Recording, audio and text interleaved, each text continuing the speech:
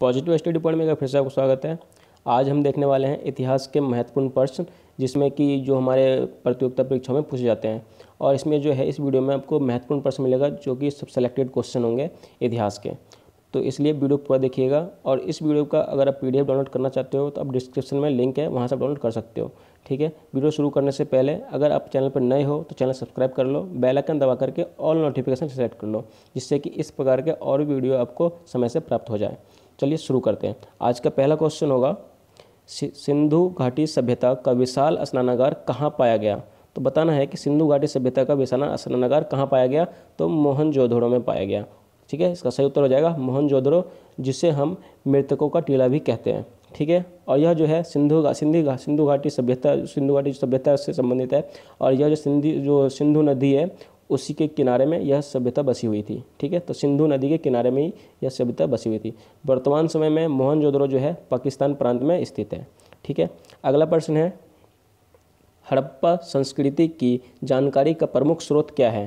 तो इसका सही उत्तर हो जाएगा पुरातात्विक खुदाई। सही आंसर क्या है, पुरातात्विक खुदाई। अगला प्रश्न है, सिंधु घाटी सभ्यता तथा वैदिक सभ्यता में प्रमुख अंतर क्या है। सही उत्तर हो जाएगा सिंधु घाटी नगरीय सभ्यता थी, जबकि वैदिक सभ्यता जो है एक ग्रामीण सभ्यता थी। ठीक है। तो यह जो है अंतर है। अगला प्रश्न है, सबसे पुराना वेद कौन सा है। तो इसका सही आंसर हो जाएगा ऋग्वेद। ऋग्वेद सबसे पुराना वेद है। अगला प्रश्न हो जाएगा, ज्ञानवल्क्य, याज्ञवल्क्य और गार्गी का संवाद किस उपनिषद में मिलता है। तो सही उत्तर हो जाएगा बृहदारण्यक उपनिषद में। ठीक है, बृहदारण्यक उपनिषद में। ठीक है। अगला प्रश्न हो जाएगा, अशोक के शिलालेख को पढ़ने वाला प्रथम अंग्रेज कौन था। तो अशोक को शिलालेख पढ़ने वाला जो है प्रथम अंग्रेज था जेम्स प्रिंसेप। ठीक है। अगला प्रश्न देखते हैं,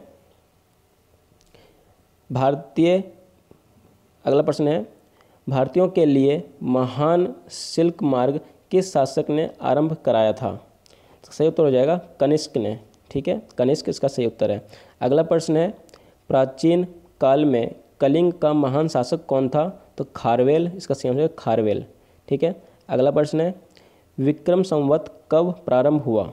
57 ईसा पूर्व। सही उत्तर क्या हो जाएगा 57 ईसा पूर्व। अगला प्रश्न हो जाएगा, कनिष्क की राजधानी कौन सी थी। तो कनिष्क की राजधानी थी पुरुषपुर, जिसको पेशावर के नाम से भी जाना जाता है। अगला प्रश्न है, शक संवत कब से शुरू हुआ। शक संवत कब से शुरू हुआ। तो ईसा की मृत्यु के 78 वर्ष बाद, जो ईसा मसीह थे उनके मृत्यु के 78 वर्ष बाद शुरू हुआ। अगला प्रश्न है, पल्लव राजा की राजधानी कौन सी थी। तो कांचीपुरम इसका सही उत्तर हो जाएगा। अगला प्रश्न देखते हैं, बताना है कि किस गुप्त शासक को भारत का नेपोलियन कहते हैं। तो किस गुप्त शासक को भारत का नेपोलियन कहते हैं। चंद्रगुप्त को। किसको, चंद्रगुप्त। अगला प्रश्न है, किस चोल राजा को गंगईकोंड कहा जाता है। तो गंगईकोंड किस राजा को कहा जाता है। राजेंद्र। सही उत्तर क्या हो जाएगा राजेंद्र। अगला प्रश्न हो जाएगा, किस चीनी तीर्थयात्री ने हर्षवर्धन के शासन काल में भारत की यात्रा की थी। तो सही आंसर हो जाएगा ह्वेनसांग। ठीक है, ह्वेनसांग इसका सही उत्तर है।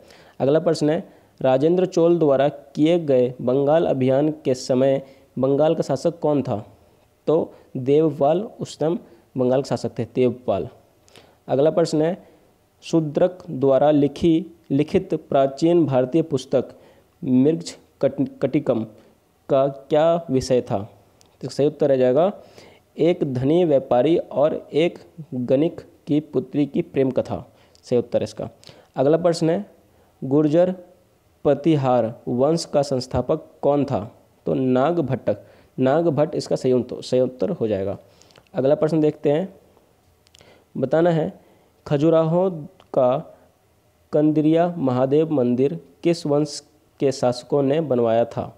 तो इसका सही उत्तर हो जाएगा चंदेल वंश के शासकों ने बनवाया था। अगला प्रश्न है, सम्राट हर्ष ने अपनी राजधानी थानेश्वर से किस स्थान पर स्थानांतरित की थी। तो थानेश्वर से कन्नौज स्थानांतरित कर ली थी। ठीक है। फिर अगला प्रश्न है, उड़ीसा के कोणार्क मंदिर का निर्माण किसने करवाया था। इसका सही उत्तर हो जाएगा नरसिंह देव प्रथम। अगला प्रश्न है, अंकोर वाट का विष्णु मंदिर कहाँ स्थित है? तो कंबोडिया में स्थित है। कंबोडिया इसका सही उत्तर है। अगला प्रश्न है, एलोरा गुफाएं किस प्रसिद्ध शासक वंश की देन है? तो एलोरा गुफाएं जो है राष्ट्रकूट के शासकों की देन है। ठीक है, अगला प्रश्न देखते हैं। प्रश्न होगा, दिलवाड़ा के प्रसिद्ध जैन मंदिरों को किसने बनवाया था? तो सोलंकियों ने बनवाया था। अगला प्रश्न है, चरक संहिता किस विषय पर लिखित एक ग्रंथ है? तो इसका चिकित्सा पर लिखी एक ग्रंथ है। फिर है अगला प्रश्न, मदुरई किस शासक वंश की राजधानी थी? तो पांड्यों की राजधानी थी मदुरई। अगला प्रश्न है, लीलावती पुस्तक किस विषय से संबंधित है? तो गणित से संबंधित है। अगला प्रश्न है, धन्वंतरी कौन थे? धन्वंतरी जो थी वो कौन थे? तो चंद्रगुप्त विक्रमादित्य के राज दरबार में एक प्रसिद्ध चिकित्सक थे। अगला प्रश्न है, चोल राजाओं ने किस धर्म को संरक्षण प्रदान किया? तो शैव धर्म को संरक्षण प्रदान किया था चोल राजाओं ने, शैव धर्म। अगला प्रश्न है, द्वितीय अशोक की संज्ञा किसे दी जाती है? तो हर्षवर्धन को जो है द्वितीय अशोक की संज्ञा दी जाती है, हर्षवर्धन इसका सही उत्तर हो जाएगा। अगला प्रश्न देखते हैं, बताना है कि कोणार्क मंदिर कहाँ स्थित है? तो उड़ीसा में स्थित है। अगला प्रश्न है, अद्वैत सिद्धांत के प्रतिपादक कौन थे? तो अद्वैत सिद्धांत के प्रतिपादक थे श्री शंकराचार्य। अगला प्रश्न है, अजंता तथा एलोरा की गुफाएं किस जगह स्थित हैं? तो महाराष्ट्र में स्थित है। अगला प्रश्न है, गुलाम वंश का संस्थापक कौन था? तो कुतुबुद्दीन ऐबक गुलाम वंश का संस्थापक था। अगला प्रश्न है, भारत में प्रसिद्ध फारसी त्यौहार नौरोज को किस शासक ने आरंभ करवाया? तो बलबन ने ही नौरोज त्यौहार को आरंभ करवाया था, बलबन सही उत्तर हो जाएगा। अगला प्रश्न है, अपनी शक्ति को समेकित करने के बाद बलबन ने कौन सी भव्य उपाधि धारण की? तो जिल्ले इलाही इसका सही उत्तर हो जाएगा। जिल्ले इलाही पद जो थी उपाधि जो धारण की थी किसने? तो बलबन ने। फिर देखते हैं अगला प्रश्न क्या है। अगला प्रश्न है, राजा को अपनी प्रजा से मुक्ति मिली और प्रजा को अपने राजा से। किस शासक निधन पर बदाऊनी ने यह टिप्पणी की थी? तो मोहम्मद बिन तुगलक के निधन पर बदाऊनी ने यह जो है टिप्पणी की थी। अगला प्रश्न है, बाबर को भारत पर आक्रमण करने के लिए आमंत्रित करने वालों में से एक आलम खान कौन था? तो आलम खान कौन था इसके बारे में बताना है। इसका सही उत्तर हो जाएगा इब्राहिम लोदी का संबंधी तथा दिल्ली के राज सिंहासन का दावेदार।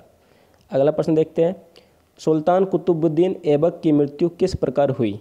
सुल्तान कुतुबुद्दीन ऐबक की मृत्यु जो है चौगान की क्रीड़ा के दौरान अश्व से गिरने के कारण। सिंपल भाषा में आपको जो गोल्फ खेल होता है उसमें जो है पोलो खेल में जो घोड़े पे से गिर करके इनकी मृत्यु हुई थी। ठीक है, तो याद रखना पोलो खेलते समय घोड़े पे से गिर गए थे इसलिए मृत्यु हो गई। अगला प्रश्न है, वास्को डी गामा किस वर्ष भारत आया था? तो वर्ष 1498 में आया था, 1498 में आया था। अगला प्रश्न है, बाजार नियंत्रण प्रथा किस खिलजी शासक द्वारा लागू की गई? तो अलाउद्दीन खिलजी के द्वारा ही बाजार नियंत्रण प्रथा लागू की गई थी, अलाउद्दीन खिलजी। अगला प्रश्न है, अगला प्रश्न देखते हैं, कौन सा शासक टोपरा तथा मेरठ से 2 अशोक स्तंभ दिल्ली लाया था? तो बताना है कि टोपरा से 2 स्तंभ जो है किस शासक ने दिल्ली लाया था, अशोक स्तंभ दिल्ली लाया था? तो सही उत्तर हो जाएगा फिरोज शाह तुगलक। ठीक है, फिरोज शाह तुगलक ही जो है टोपरा तथा मेरठ से 2 अशोक स्तंभ दिल्ली लाया था। अगला प्रश्न है, अमीर ए कोही नामक एक नए विभाग की शुरुआत किस शासक द्वारा की गई? तो मोहम्मद बिन तुगलक के द्वारा ही जो है अमीर ए कोही नामक एक नए विभाग की शुरुआत की गई थी। अगला प्रश्न है, पृथ्वीराज चौहान के दरबारी कवि का नाम क्या था? तो चंद्र बरदाई इसका सही उत्तर हो जाएगा। चंद्र बरदाई जो थे वो पृथ्वीराज चौहान के एक दरबारी कवि थे। अगला प्रश्न देखते हैं। अगला प्रश्न हो जाएगा, अलाई दरवाज़ा किस ऐतिहासिक इमारत का मुख्य द्वार है? तो कुतुब मीनार का ही मुख्य द्वार जो है अलाई दरवाज़ा है। अगला प्रश्न है विजय स्तंभ का निर्माणकर्ता कौन था? तो राणा कुंभा ही विजय स्तंभ का निर्माण करवाया था। अगला प्रश्न है विजयनगर राज्य के संस्थापक कौन थे? तो हरिहर और बुक्का, ये दोनों भाई थे जिन्होंने विजयनगर राज्य का स्थापना किया था। अगला प्रश्न है विख्यात यात्री इब्न बतूता कहाँ से आया था?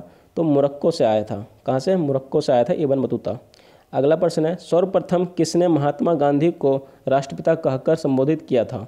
सुभाष चंद्र बोस ने किया था। सुभाष चंद्र बोस ने ही सर्वप्रथम महात्मा गांधी जी को राष्ट्रपिता कहकर संबोधित किया था। अगला प्रश्न है वर्ष 1932 में पूना पैक्ट के बाद हरिजन सेवक संघ की स्थापना हुई, इसके अध्यक्ष कौन थे? तो इसके अध्यक्ष थे घनश्याम दास बिड़ला। आगे देखते हैं। अगला प्रश्न है इंडियन नेशनल कांग्रेस और मुस्लिम लीग के बीच मैत्री काल था। तो वर्ष 1916 से 1922 के बीच में इंडियन नेशनल कांग्रेस और मुस्लिम लीग के बीच एक मित्रता की काल थी। फिर अगला प्रश्न है भारतीय राष्ट्रीय कांग्रेस का प्रथम विभाजन कब हुआ था? तो वर्ष 1907 में भारतीय राष्ट्रीय कांग्रेस का प्रथम विभाजन हुआ था। अगला प्रश्न है करो या मरो का नारा किसने दिया था? तो महात्मा गांधी ने करो या मरो का नारा दिया था। अगला प्रश्न है बंगाल विभाजन कब हुआ? तो वर्ष 1905 में बंगाल विभाजन हुआ था। अगला प्रश्न है काकोरी डकैती मतलब वही ट्रेन डकैती होती है, जो काकोरी डकैती घटना के नायक कौन थे? तो राम प्रसाद बिस्मिल काकोरी ट्रेन डकैती घटना के नायक थे राम प्रसाद बिस्मिल। अगला प्रश्न है गांधी जी द्वारा 1930 में दांडी मार्च का आंदोलन किसके विरुद्ध था? तो नमक कर के विरुद्ध था, जो नमक पे टैक्स लिया जाता था उसके विरुद्ध था दांडी मार्च यात्रा। ठीक है, और ये गांधी जी के द्वारा 1930 में शुरू किया गया था। अगला प्रश्न देखते हैं। अगला प्रश्न है कि भूदान आंदोलन किसने आरंभ किया था? तो आचार्य विनोबा भावे ने ही भूदान आंदोलन आरंभ किया था। अगला प्रश्न है भारत कब संप्रभुता लोकतंत्रात्मक गणराज्य बना? तो 26 जनवरी 1950 को ही भारत संप्रभुता लोकतंत्रात्मक गणराज्य बना। अगला प्रश्न है भारत का अंतिम अंग्रेजी वायसराय कौन था? तो लॉर्ड माउंटबेटन अंतिम अंग्रेजी वायसराय था। अगला प्रश्न है भारतीय पुनर्जागरण का पिता किसे कहा जाता है? तो राजा राम मोहन राय को ही भारतीय पुनर्जागरण का पिता कहा जाता है। अगला प्रश्न है ब्रह्म समाज आधारित है, तो अकेश्वरवाद पर ब्रह्म समाज आधारित है। सही आंसर हो जाएगा अकेश्वरवाद। अगला प्रश्न है किसने कहा कि यदि भगवान अस्पृश्यता को सहन करते हैं तो मैं उन्हें कभी भगवान नहीं मानूंगा? सही उत्तर हो जाएगा बाल गंगाधर तिलक ने कहा था। अगला प्रश्न है वर्ष 1897 में रामकृष्ण मिशन की स्थापना किसने की? तो बताना है कि रामकृष्ण मिशन की स्थापना किसने की वर्ष 1897 में? तो विवेकानंद ने ही जो है रामकृष्ण मिशन की स्थापना की थी। अगला प्रश्न है प्रार्थना समाज संस्था के संस्थापक कौन थे? तो प्रार्थना समाज संस्था जो थे उसके संस्थापक थे महादेव गोविंद रानडे। ठीक है, महादेव गोविंद रानडे। अगला प्रश्न है बंगाल का विभाजन मुख्यतः किया गया था, तो इसका सही उत्तर हो जाएगा बंगाली राष्ट्रवाद की वृद्धि को दुर्लभ करने के लिए यह किया गया था। अगला प्रश्न है किस आंदोलन के दौरान वंदे मातरम भारतीय राष्ट्रीय आंदोलन का शीर्षक गीत बना? सही उत्तर हो जाएगा स्वदेशी आंदोलन। ठीक है, अगला प्रश्न देखते हैं। अगला प्रश्न हो जाएगा चित्तौड़ का कीर्ति स्तंभ किसने बनवाया था? तो चित्तौड़ का जो है कीर्ति स्तंभ था वो राणा कुंभा ने बनवाया था। अगला प्रश्न है खालसा के संस्थापक कौन थे? तो खालसा के संस्थापक गुरुहर राय। अगला प्रश्न है जैन धर्म का आधारभूत बिंदु है? तो अहिंसा। जैन धर्म का आधारभूत बिंदु क्या था? अहिंसा। अगला प्रश्न है बुद्ध के उपदेश किससे संबंधित है? तो बुद्ध के जो उपदेश हैं वो किससे संबंधित है? आचरण की शुद्धता और पवित्रता।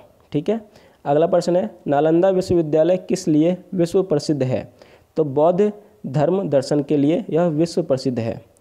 अगला प्रश्न है विश्व का सबसे ऊंचा कहा जाने वाला विश्व शांति स्तूप बिहार में कहाँ है? तो राजगीर में स्थित है। Option A. आपका अगला प्रश्न है, बुद्ध ने अपना प्रथम धर्म संदेश कहाँ पर दिया था? तो सारनाथ में दिया था। सारनाथ इसका सही उत्तर हो जाएगा। अगला प्रश्न है, धातु से बने सिक्के सबसे पहले प्रकट हुए थे? तो इसका सही उत्तर हो जाएगा बुद्ध के काल में। बुद्ध के काल में ही धातु के बने सिक्के सबसे पहले प्रकट हुए थे। अगला प्रश्न है, प्रथम शताब्दी ईस्वी में किस भारतीय बौद्ध भिक्षु को चीन भेजा गया था? तो नागार्जुन को भेजा गया था चीन। अगला प्रश्न है, बौद्धों का पवित्र ग्रंथ है? त्रिपिटक जो है बौद्धों का पवित्र ग्रंथ है। अगला प्रश्न है, विद्या की सबसे पुरानी पीठ कौन सी है? तो विद्या की सबसे पुरानी पीठ जो है विद्या की तक्षशिला है। तक्षशिला विद्या की सबसे पुरानी पीठ है। अगला प्रश्न है, उत्तरी भारत की प्रथम मुस्लिम महिला शासक थी?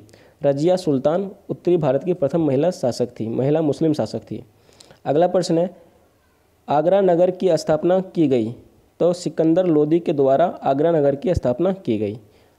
अगला प्रश्न देखते हैं, दिल्ली का प्रथम मुस्लिम शासक था? तो इल्तुतमिश जो है दिल्ली का प्रथम मुस्लिम शासक था। अगला प्रश्न है, मध्यकालीन भारत की प्रथम महिला शासक थी?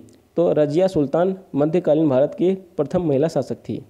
अगला प्रश्न है, वह अकेली रानी कौन थी जिसने दिल्ली पर शासन किया? तो रजिया सुल्तान ही थी जो अकेले ही दिल्ली पर शासन की थी। अगला प्रश्न है, भूदान आंदोलन किसने प्रारंभ किया? तो विनोबा भावे ने भूदान आंदोलन प्रारंभ किया। ये क्वेश्चन पहले भी हम कर चुके हैं।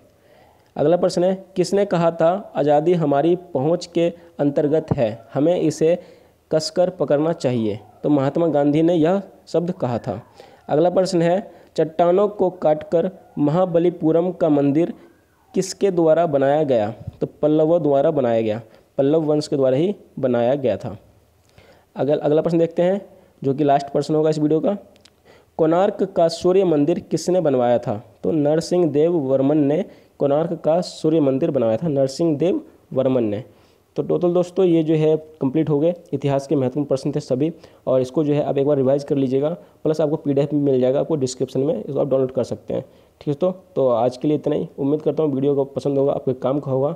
अगर आपके काम का वीडियो है तो आप एक लाइक ज़रूर करें और अपने दोस्तों से शेयर भी करें। ठीक है दोस्तों, अगर अच्छा नहीं लगा आपको वीडियो, आपको कोई दिक्कत लगा वीडियो में, तो आप जो है डिसलाइक भी कर सकते हो, और आप कमेंट करके हमें कुछ टिप्स बता सकते हो जो कि आपके लिए हम जो और बेटर कर सकें, नेक्स्ट वीडियो में और बेहतरीन कर सकें। अगर कोई भी आपका जो सुझाव हो तो आप कमेंट बॉक्स में ज़रूर बताएं। ठीक है दोस्तों, तो मिलते हैं अगले वीडियो में। तब तक मस्त होकर पढ़िए, और इसी प्रकार की वीडियो और भी आप पाने के लिए चैनल सब्सक्राइब कर लें और बेल आइकन दबा करके ऑल नोटिफिकेशन सेलेक्ट कर लो। ठीक है दोस्तों, तो अभी के लिए इतना ही।